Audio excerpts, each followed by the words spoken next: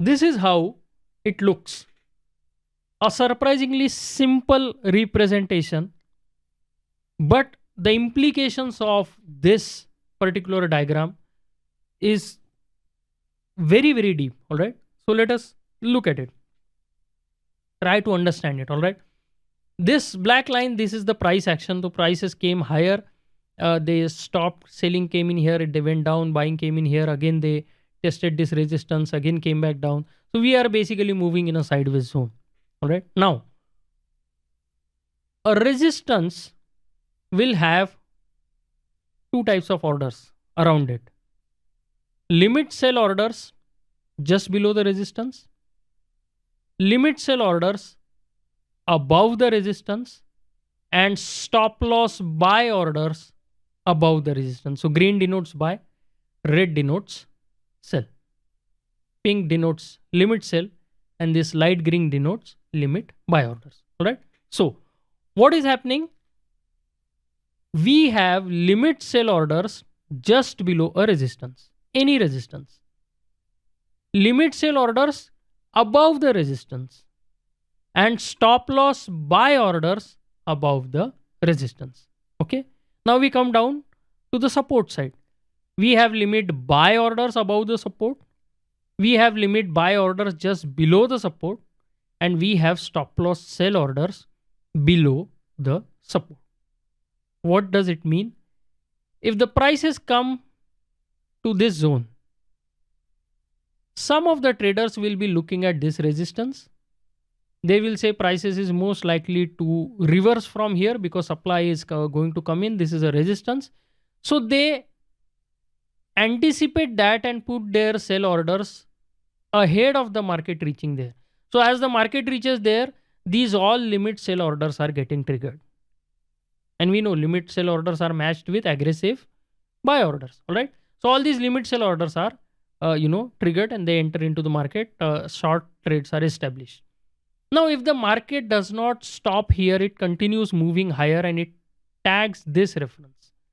Let's say this resistance line was the trigger for all the stop loss buy orders. As soon as this is triggered, sharp spike will happen. Lot of market buy orders will be pushed into the system because trader stop losses are getting triggered. They were hoping for the markets to reverse here. Maybe some of the limit sellers, once they get into a position, they will put in a stop loss order in this zone because they want to minimize the risk. Even I will do it sometimes. Like if I feel that it is a the market should reverse quickly, immediately, and they should not take out the resistance, I will use this kind of a technique. All right. Now, these limit sell orders may be putting in stop loss buy orders. All these are triggered. All right. But market still comes back down. Reason, when these stop loss orders were getting triggered, they were enveloped by again limit sell orders, and these are often the smart money orders. Reason they sell here is they also want to check if there is any new business to be done here.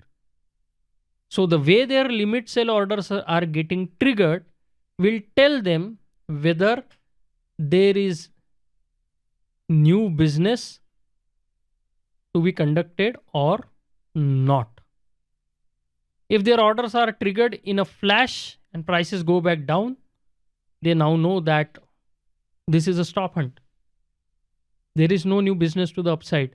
Then probably the market will go down and it will continue lower towards the bottom of this consolidation. But if prices after doing this just stay in this area, they know that no, new business is coming in. This is not a good idea. They will be the first to cover or hedge their positions, whatever is better for them. Most probably they will hedge. Make sense? Now, let us look at the downside. Now, as soon as the prices come down, some traders are anticipating that this support will hold. They will start putting in their limit buy orders. As soon as their buy orders are in, they will put in their stop loss orders. Sometimes the prices will reverse from here. It means that the supply was not really strong. These limit buy orders, they absorb all the supply and push the markets higher. That is one possibility. But if the prices break below this, they will trigger all these stop losses, a spike will occur. And now these stop losses will be absorbed by limit buy orders, and they are placed by the smart money. If it is a stop hunt, there is no new business to be done, markets will quickly reverse back, leaving behind a nice tail, go inside the range and continue its sideways move. But if market breaks down and spends time in this zone, then the smart money will be alerted that there is new business and prices are likely to move down. This is how you can create your own order book. Now, it depends on what time frame you are trading. All right. So let's say this was prior day's trading activity. It opened here, moved higher, then moved sideways and closed here.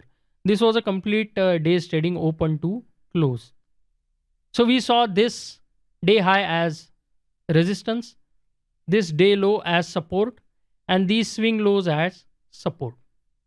So again, at this support, what we will have? Limit buy orders, stop loss sell orders, and enveloping them again limit buy orders. So limit buy, and stop loss sell. This particular thing will happen at all supports, and this particular thing will happen at all resistances. All right. Now, when we actually go to the charts and we see these references, we are now looking for limit sell orders when a resistance is approached, when a resistance is crossed. And once we see limit sell orders in these areas, what we are also expecting is a quick rejection down. Now, if we don't see limit sell orders above and below the resistance, we don't see a quick rejection after we break above the resistance and we see limit sell orders, but there is no quick rejection, all this will alert us towards the possibility that we might be breaking out. But if we see all these things happening, all we have to do is understand that, okay, we are getting resisted. The smart money just tested above the resistance, no new business, and we are going to go lower. All right. Now, please tell me, does this make sense to you? If it makes sense to you, type in a yes. If no, then type in a no. And obviously, we will go to Q&A. I think I have a couple of slides left where I will answer all your questions.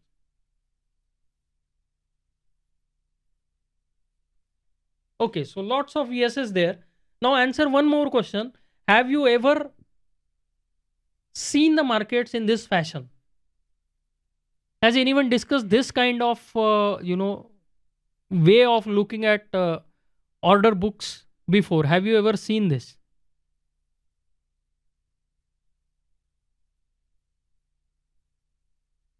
Right? So good enough. Now let us move on. Now, this is all right. Like you have a day's activity, yesterday's activity to analyze. Then you go into the market and you develop your order book. If you are a long-term trader, you will develop an order book on longer-term references. All right. Maybe a 6-month consolidation is where you want to decide whether we are distributing or accumulating.